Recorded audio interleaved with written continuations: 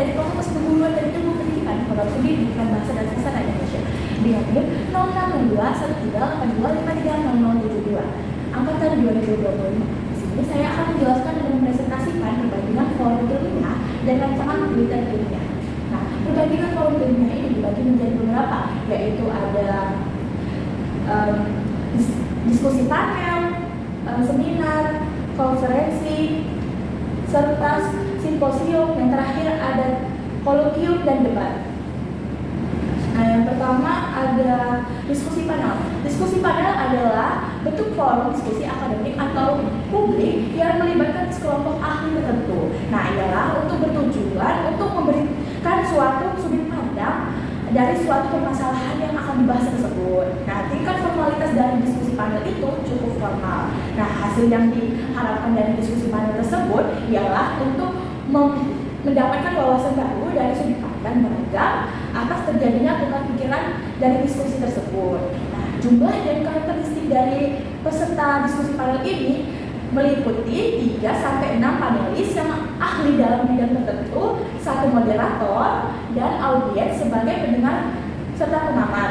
Nah, peran moderator dalam diskusi panel ini ialah untuk mengatur jalannya diskusi dan penengah antara panelis serta audiens, serta untuk mengontrol sesi tanya jawab dari audiens ke panelis tersebut.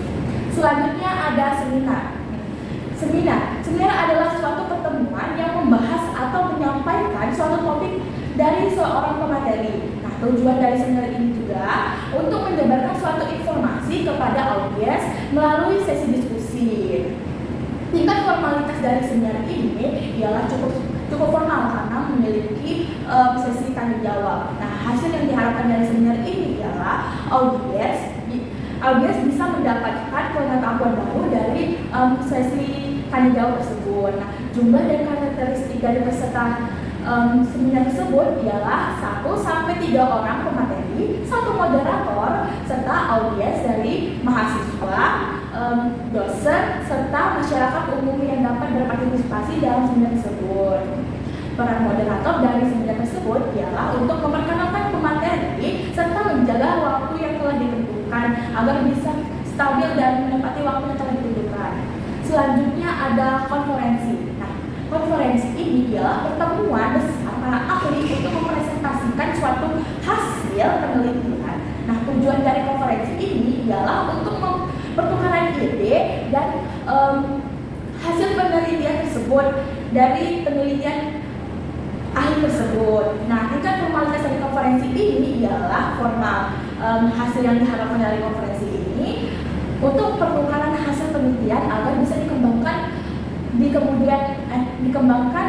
di penelitian kemudian harinya. Nah, jumlah dan karakteristik peserta dari konferensi ini ialah peserta berasal dari berbagai negara dan institusi dari berbagai bidang dan banyaknya peserta serta moderator. Nah, peran moderator dalam konferensi ini ialah untuk mengatur waktu presentasi dan diskusi serta memimpin setiap pemateri untuk mempresentasikan hasil penelitiannya. Selanjutnya ada simposium. Nah, simposium ini adalah pertemuan ilmiah formal yang dihadiri oleh para ahli untuk menyampaikan atau mempresentasikan suatu topik tertentu. Nah, tujuan dari simposium ini ialah untuk memberikan pemahaman secara mendalam dari suatu topik yang dibahas tersebut. Nah, tingkat formalitas dari simposium ini ialah formal. Nah, simposium ini hasil yang akan diharapkan itu ialah mendapatkan pemahaman yang diterangkan oleh para ahli tersebut. Nah, jumlah dan karakteristik peserta dari simposium ini ialah pemateri yang ahli dalam suatu pembahasan atau bidang tersebut, serta peserta yang tertarik pada topik tersebut, dan yang terakhir ada moderator. Nah, peran moderator dalam simposium ini ialah untuk memimpin diskusi tersebut serta mengatur sesi diskusi.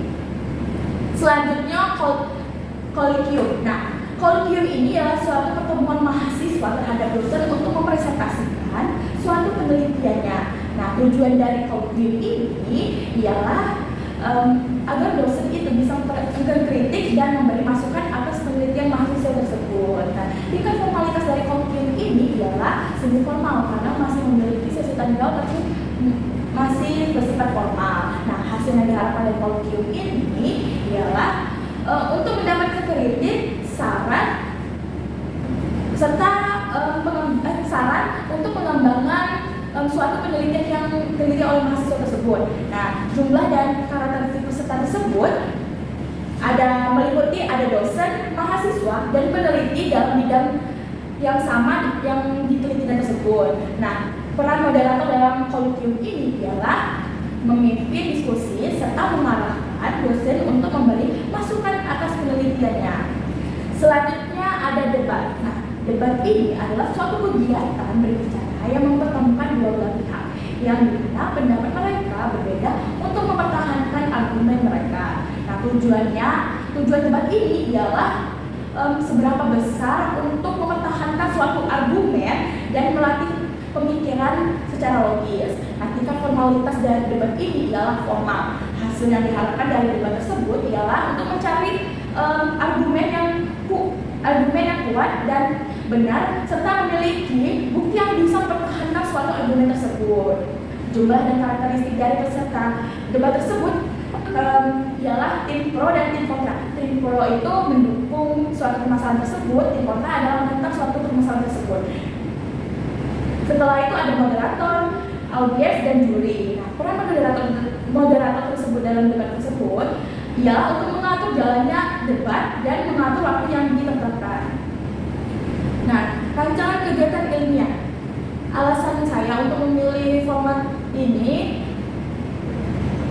seminar merupakan pilihan tepat sebagai forum ilmiah yang efisien untuk menyampaikan informasi kepada banyak audiens sekaligus. Nah, pemateri dapat memaparkan materi secara struktur, sementara peserta berkesempatan mengajukan pertanyaan melalui sesi diskusi.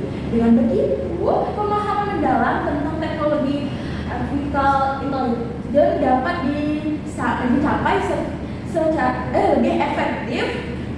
Selain itu, seminar ini memungkinkan pemateri untuk menyajikan materi dengan jelas sehingga audiens mudah menangkap isi pembahasan. Struktur acara. Nah, struktur acara ini meliputi durasi kegiatan dan susunan acara. Nah, durasi kegiatan itu 2-3 jam.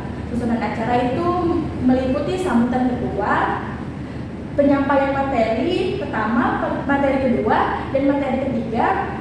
Selanjutnya ada diskusi, tanya jawab. Yang terakhir penutup dan kesimpulan kegiatan. Tantangan pelaksanaan cara mengatasinya. Nah, tantangannya itu meliputi kurangnya pemahaman awal peserta mengenai konsep mengenai fundamental AI. Nah, yang kedua yaitu sulitnya mendapatkan materi yang kompeten dan berpengalaman di bidang AI. Nah, yang ketiga, gangguan teknis berupa koneksi internet lemah atau kerusakan alat presentasi. Cara mengatasinya yaitu pertama, memulai sesi dengan mengantar dasar AI menggunakan istilah sederhana dan ilustrasi visual yang mudah dicerna oleh peserta.